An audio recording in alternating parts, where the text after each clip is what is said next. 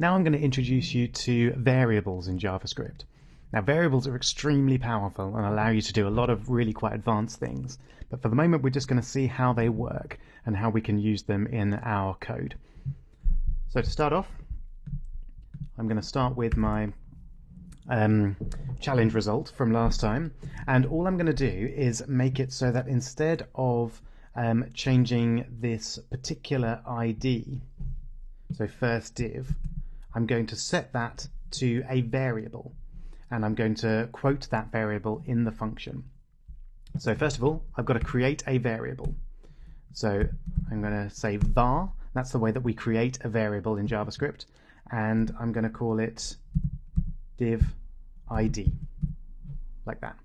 So div ID, this is the ID of the div that we're referring to when we want to get rid of this display here. And I'm going to give it a value of first div. So I've created a variable, called it div ID, and given it a value of first div. And then if I refer to div ID in there, then that just does exactly the same as what we did before. So we've got a variable of div ID with a value of first div, and then we're referring to it here. So very simply, I've just reconstructed what I had before, but using a variable this time. So let's just check that that works. Great. It works fine.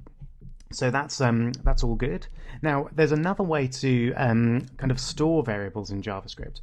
It's not really variables per se. We're not actually using the var, but I'm going to show you at this point anyway because it's quite fun. What we do is use an input. So let's say we have an input of an ID is going to be my input, and it's going to have a type of text, so the standard input there. And then what we can do is change when we click the button, change the content of this first div to whatever you've entered in the input.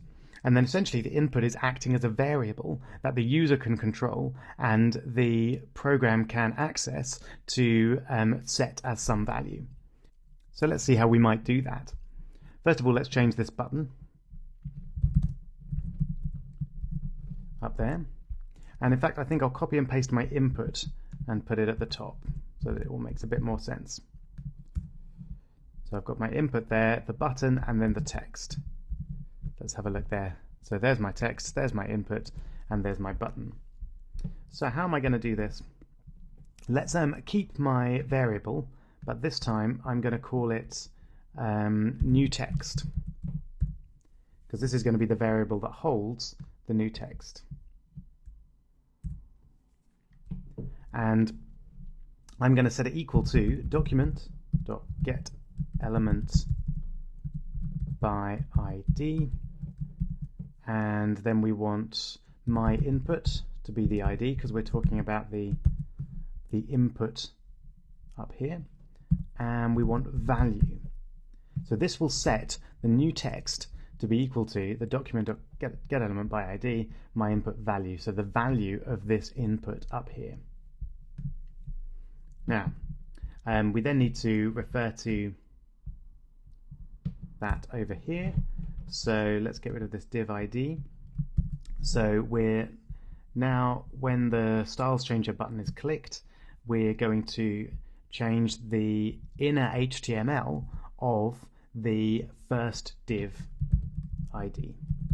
So we've got first div there, inner HTML, and we're going to set that equal to our variable new text. Okay, I'll just add something else to this. We're going to give it a default value. So we'll just say test for the moment. So that value equals test just means that the default value of the input will be test. So let's see what happens. So we've got test there, change the text, excellent, that works fine. Now what happens if you try and type in your own text? It doesn't do anything. Interesting. Now take a moment and have a look at the code over here and see if you can see why it might not do anything. Any ideas? Well, what's going on is we've set this value of new text here, but then when this function happens, the new text value doesn't actually update. So it's actually still set to the original value of my input, which was test, which is why when we try and change the text, it's just changing it to test every time, which looks like it's not changing at all.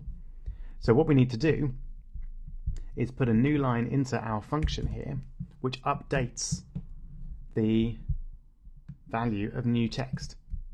So I'm just going to copy and paste that part of that line. I don't need the var this time because the variable has already been defined. So the variable is defined, all I need to do is set it to the value of the input again. So now that should work. Let's have a look. So if I update that, works great. Testing 1, 2, 3. Brilliant. Okay, so we're using the input there as a variable, essentially, that the user can control. And we're using a JavaScript variable of new text, which we're setting to the value of the input value in order to change the HTML of the first div.